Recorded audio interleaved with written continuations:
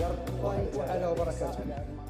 مرحبا بكم جميعا في هذا اللقاء التنظيمي الهام المنعقد بمناسبة تجديد المكتب الإقليمي والمكاتب المحلية لحركة الشعبية بإقليم سطات. يشرفني ويسعدني بصفة رئيس اللجنة التحضيرية ونيابة عن كافة أعضاء اللجنة أن أرحب بكم جميعا في هذا اللقاء الذي نعتبره محطة تنظيمية أساسية تعكس حيوية حزبنا العتيد حزب الحركة الشعبية. السيد الرئيس المحترم، كنرحبوا بكم باسم نائب برلمان إقليم سطات وباسم جميع المناضلين والمناضلات ديال الحزب الحركة الشعبية بالإقليم، شبابا وكذلك حتى النساء ديال الحركة الشعبية اللي هما كيواكبونا والسادة الأطر ديال الحزب. وأؤكد لكم على أننا صدرنا مفتوح ومرحب بكم في أي وقت من الأوقات. ولكن عندي ذكريات مع سطات وارتباط الحركة الشعبية مع سطات، ماشي غير المدينة، الإقليم كله. المجيء لهذه المحطة التواصلية المهمة فما يمكن له إلا يشرفنا ونعتزوا به لما تنشوفوا هذه الوجوه، النساء ورجال وشباب الذين تعتبرهم الحركة الشعبية جنود مجندين للمعارك التي تنتظر الأحزاب وتنتظر حزب الحركة الشعبية في الأشهر القادمة إن شاء الله. أهنئكم على حضوركم، ولكن سأهنئكم أكثر إذا ما التزمتم على خوض المعركة الحقيقية، المعركة المصيرية التي تعطي للحركية وللحركي مكانته الحقيقية وتجعله يرفع رأسه عاليا. وهذا الشيء بيدكم، هذا الشيء ممكن، هذا الشيء يمكن ديروه، راه درتوه في الماضي ويمكن لكم ديروه في المستقبل.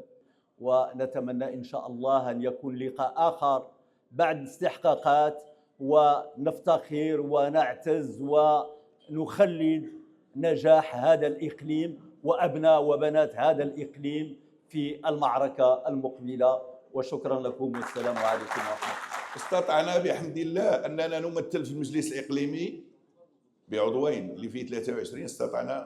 واستطعنا أن نمثل في الغرفة الفلاحية بعضوين، وأن نحصل على منصب نائب الرئيس وخا كان هذاك الثلاثي بعضوين. استطعنا نحن نكون عندنا نائب الرئيس الأخ سعيد المناضل اللي ما كيتباع ما كيتشرى. ولكن هذا العمل ماشي ديالي أنا وماشي ديال الهشامي بوحده، هذا العمل ديال مجموعة منهم السي الصديق، السي أناس،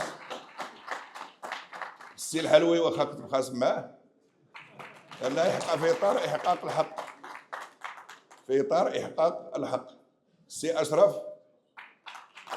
عبد الكريم، يسمحوا لي اخرين لما مجموعه قاومت. يعني المد اللي كان وراكم عارفينه بلا ما نشرحوه، المد اللي كان في 2021، ولكن استطعنا اننا كانت معنا البركه ديال سيدي ربي. ما عندنا فلوس، عندنا الايمان وعندنا السمعه ديال الناس ديالنا. استطعنا اننا نفرضوا رؤوسنا داخل هذا الاقليم، وان شاء الله المرة الجاية ثاني إن شاء الله سنفرض وجودنا داخل الإقليم بإذن الله تعالى، وبفضل السواعد ديال الإخوان والمجهودات ديالهم. حزب الحركة الشعبية فيه دينامية تجديد الخطاب وتجديد الحكامة التنظيمية، والأمين العام لحزبنا مصر على أن يحضر صوت النساء بقوة في حركة شعبية تتجدد كل يوم. وهي مناسبة باش نرحب بكافة المناضلات الحاضرات معنا ها هنا، وأيضا كافة المناضلين والمتعاطفين والمنتسبين اللي جاوا لهذه اللمة الحركية اللي فيها الحضور بهذا الشكل. اسمحوا لي نهني الحاج الماوي على فوزه مجددا بثقة المناضلات والمناضلين بإقليم السطات